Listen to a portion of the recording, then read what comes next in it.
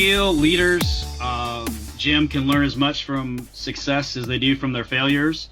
Or do you feel failures are gifts? And if you think they're gifts, how so?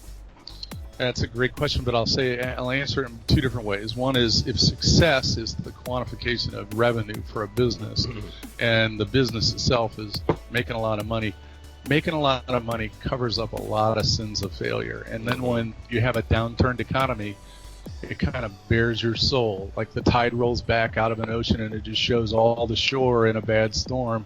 That same problem is not exposed at the time of revenue, in which you should be correcting those types of failures, or at least learning from someone else. We like to say in the book, and generally speaking, you should be only making organic mistakes, original mistakes. Everything else, you should be a keen observer and try to avoid.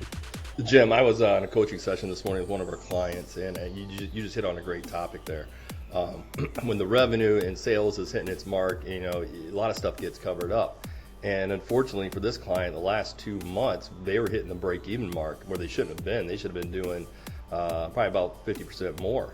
So what gets uncovered, obviously, right, is they were, we also found out, they weren't making the margins they needed to on the sales side.